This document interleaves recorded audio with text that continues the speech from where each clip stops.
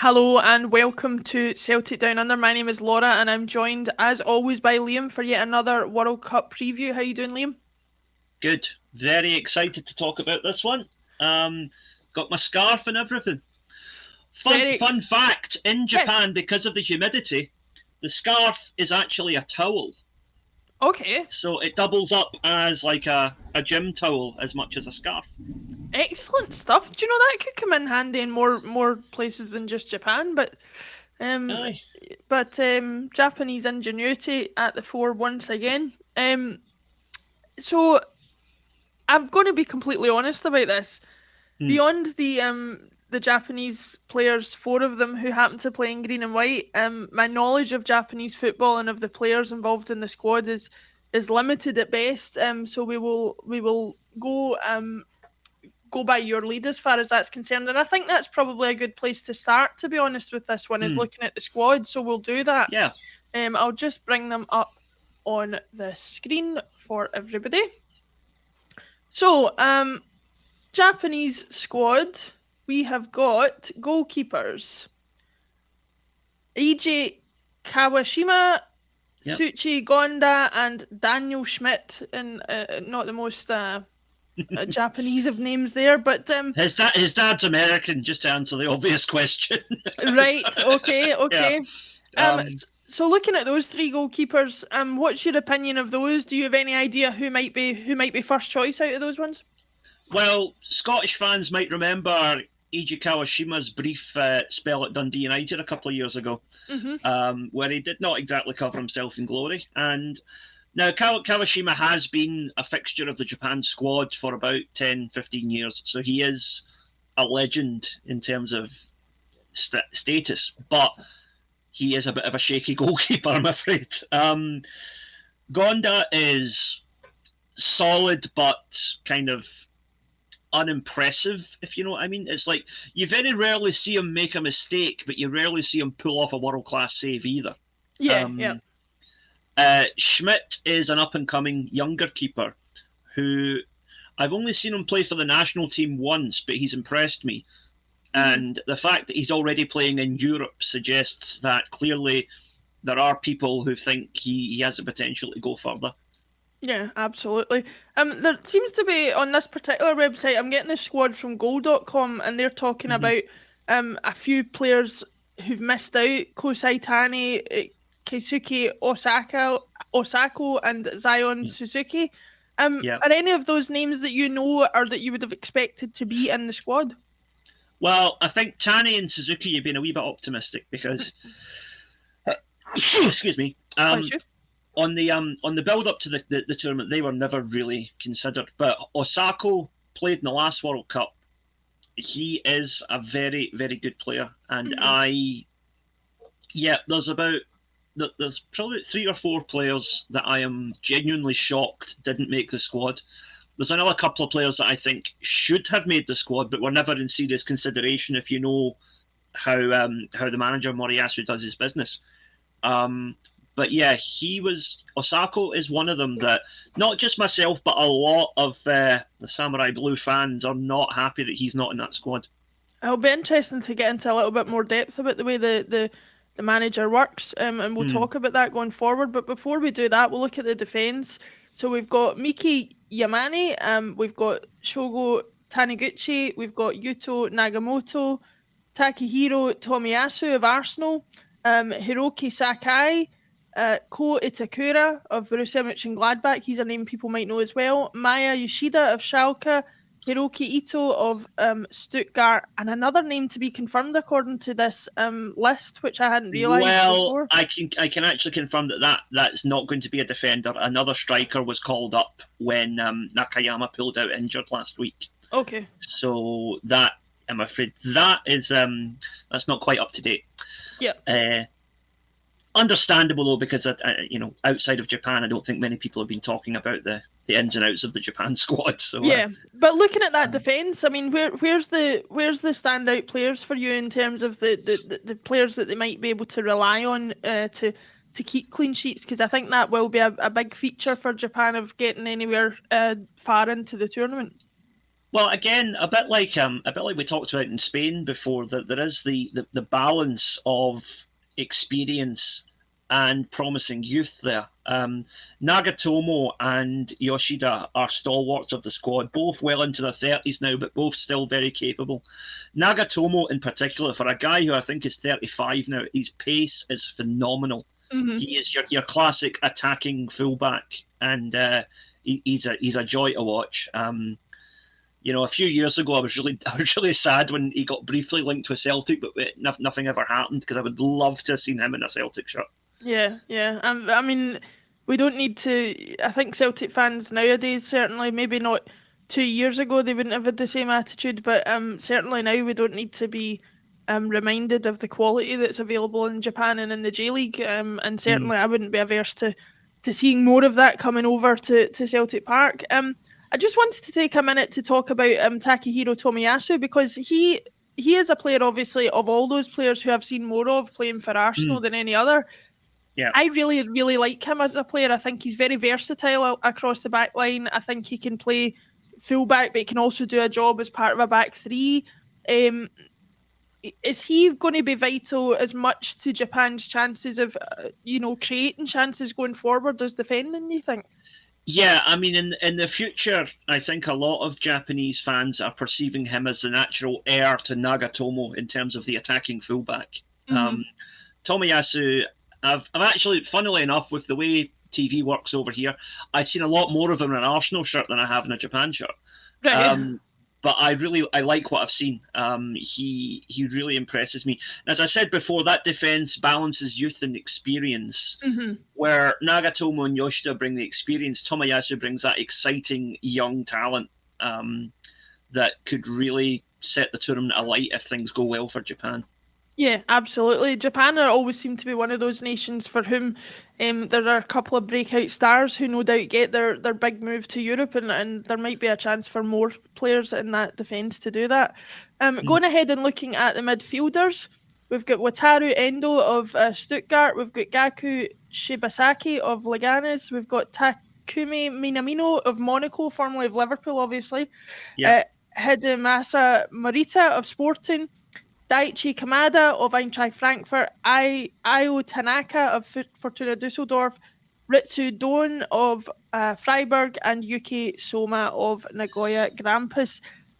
Looking at that one, I have to say, even though they've got a few players based in Europe, they're not a part of the squad that I'm entirely familiar with. Minamino aside, what's your take on that squad and what they can offer, both in terms of defensively and going forward for Japan?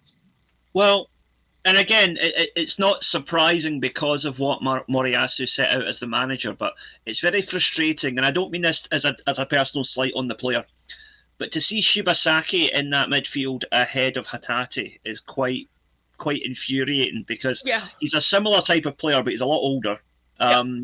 So if you imagine a slower, less mobile and less dynamic Ryo Hatate, that is Gaku Shibasaki. And I think that's a real shame, because he's probably not even going to he's probably not going to be a starter. He's probably going to be a sub. And I think that berth could really have gone to Hatate, who is a young and up and coming player. Whereas, with the greatest respect, Shibasaki is on the way out. Kamada strikes a magnificent penalty, I seem to remember. Yeah. Now, who would they have? No, I can't remember who would have scored one of those against. Remind me. Yeah. I'm thinking of a very young team. Team. Aye. Begins with R and ends in liquidation. Yeah, I know what you're talking about. Aye. The other thing about this is that, again, slight error on this website's part. Ritsudoan is a forward. He's not a midfielder. Okay. And he is one to watch. He made the move to Freiburg last year, and he is being touted as one of the sort of emerging talents. Ever since Keisuke Honda retired from the international scene, there's been a kind of a a clamour amongst various strikers and attacking players to kind of become the new Honda, and it hasn't really happened yet. But Doan is one of those contenders, along with our own Kyogo. But yeah, he will be an interesting one to watch. Again, might not necessarily start, might be more of an impact sub. And I think Kamada is potentially the best player in that midfield because he brings a stable head. He has the European experience, obviously, and he is very good at picking out a pass. He will sit that wee bit deeper and play in the likes of Minamino, who will be in the more attacking roles, obviously. Yeah, all in, it's a pretty balanced midfield. I said just the one thing, I don't know why Shibasaki's there, because I don't see him starting and I don't see him making much of a contribution at this stage of his career. Well, that'll give me something to shout at the TV when he does something rubbish. I'll be going, Shibasaki, you're shite. You should have been Hatate. Oh. It will also invite plenty of ridicule from people watching this when he ends up scoring the winner in the final. Looking at the forward line, obviously we've got Doan, who you mentioned. You had another striker there you said had been placed in instead of a defender who had pulled out. Who was that again? It was, if I remember correctly, it was it might have been Asano. I can't remember exactly. Okay. In fact, sorry, I tell a lie. Whoever it is not listed there actually because it was somebody from the J League. Right. And his name escapes me at the moment. Right. We'll keep an eye out for him nevertheless. I mean, whoever the guy that came in is unlikely to be a starter because you've got the established Maeda, Kubo. Again, I don't know whether to put Kubo as a forward. I think of him as more of a midfielder. And Mitoma is definitely a midfielder. Yeah. So, this brings. Let's get on to this before we talk about anything else. We'll just pull the squad down there. I mean, I'm disappointed to hear that because to my mind, that website that we've used for other squads has been pretty much entirely accurate for the squads that I know well. I'm disappointed to hear that it doesn't appear entirely accurate from your point of view as somebody who knows Japanese football. Is that? Am I reading too much into it to say that that's indicative of a wider disrespect for Japanese football that you think might be the problem? I don't know if it's specifically a disrespect for Japanese football. I think it's a disrespect for perceived smaller nations in general. I think that later on when we cover the likes of, perhaps Cameroon or maybe even Costa Rica, we might hit similar issues because there's going to be players there that people are less aware of. Yeah, and of course, in our ignorance, we'll probably be none the wiser either. No, probably not. I mean, it's because of your knowledge of the Japanese football team that we're even aware of these errors, But it'll be interesting, nevertheless, to find out. The other thing I wanted to ask you, you hinted at it a couple of times when we were going through that squad about the manager's mindset and how he's set up and how that might have dictated the players that he's selected for the squad. What do you mean exactly by that? What is going to be the expected way that he'll want Japan to play at this World Cup? Right. Well, basically, Moriyasu's philosophy. He got the job as national manager on the back of doing pretty well with the Olympic team, and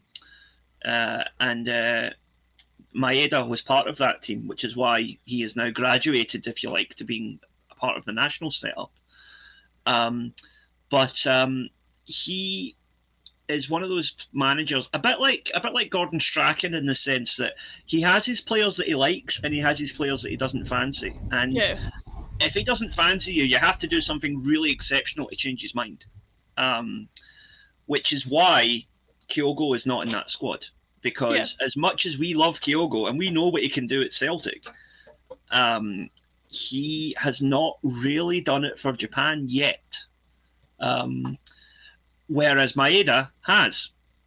Yeah. So, whereas a lot of Celtic fans are like, why the hell is Maeda playing and Kyogo isn't? It's like, if you actually watch just the Japan games as a standalone thing, forgetting what either player does at Celtic. Maeda's a much more useful player for Japan in the system that they play.